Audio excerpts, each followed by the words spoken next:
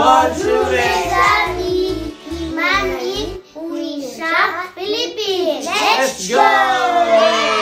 For today's video, Mesami, is bumaba na daw yung creatinine ni Mami Bea, kaya uuwi na daw siya ng Pinas. Hindi na daw niya matiis yung sobrang lamig dito, kaya balik muna daw siya ng Pilipinas. Anyamatan. Teka lang yun, Mami. Piso, Mami. Bye-bye. Bye-bye. Sobrang inip na daw niya dito, kaya nakisabi na siyang umuwi sa mga uuwi ng Pinas. May relyaya po, sinamalya namang minuling oras. Anyamatan. Kalang buko ka lang, Biso. Ito ada ya. Ano ito, ke? Ali ay tayo mo.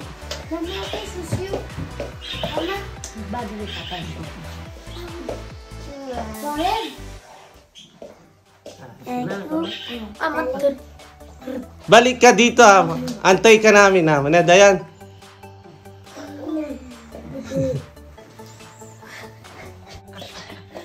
Nilak niya kasi si Maya. Hindi nililipistik ka ako. Pagkakulong kasi Maya.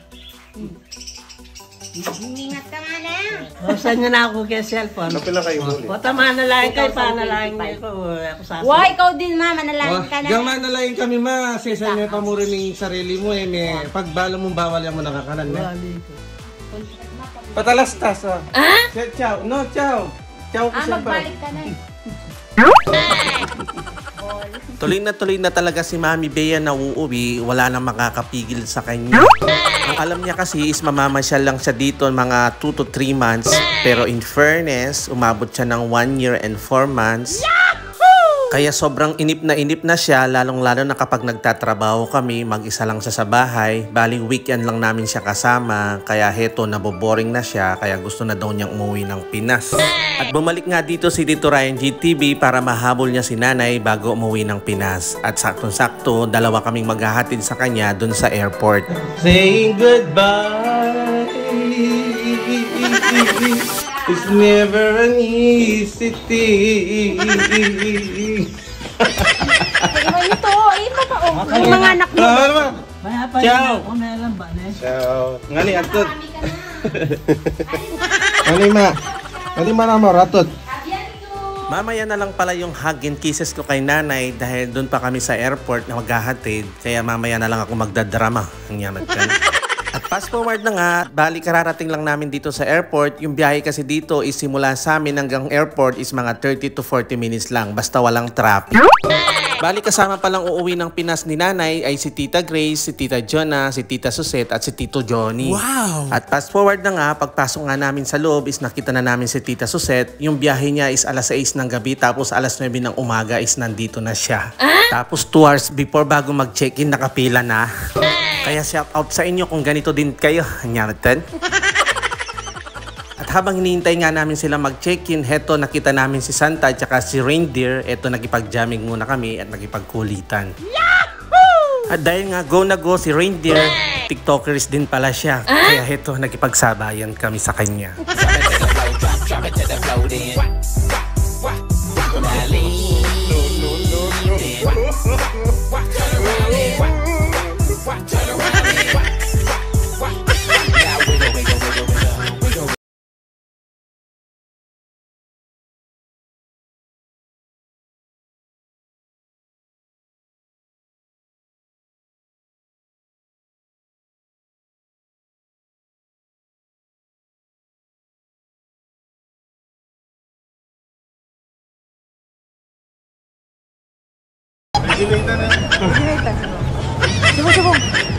At sa sobrang busy nga namin kay Reindeer at nalibang kami ng maigi. Ay nyamatan.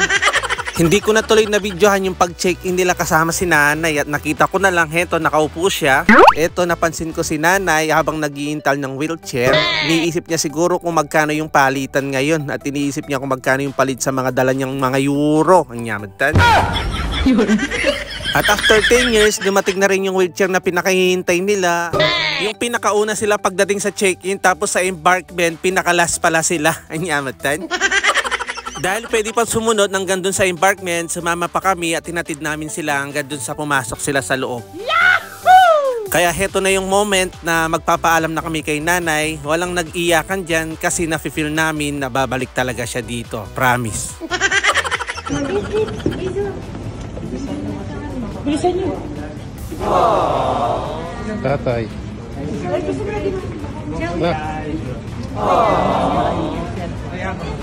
Bye-bye. Yeah, no one is videoing me. Shelby. Video. Ciao. Merry Christmas, Happy New Year. Biso Ryan. Biso na ako. Biso. Tulok niya yung marami ganyan. Ayun, tulok niya. Ali, ano ba? Ali, ciao. Kalakalali ako kay Papa Greg. Diyan. Merry Christmas. Tunay nga, kagaya nga namin na OFW, napakasarap talaga magbakasyon sa Pilipinas, lalong-lalo na kung pinaghandaan mo at syempre lalong-lalo na kung may balak ka. Tunay nga na mag-enjoy ka talaga doon, lalong-lalo na kung pinaghandaan mo talaga yung pag-uwi mo para mag-enjoy, mag-relax. At syempre para makabanding at makasama ang ating buong pamilya. After 20 hours later, ayan, touchdown Philippines! Welcome back sa Pinas! Thank you Lord for the safe travel. Mag-enjoy ka. Huwag nang mainip ka, magbalik ka ulit Ken. We miss you so much. Enjoy kayo. Ayo kakalingwan din pa sa lubong mina. Thank you for watching. Ciao!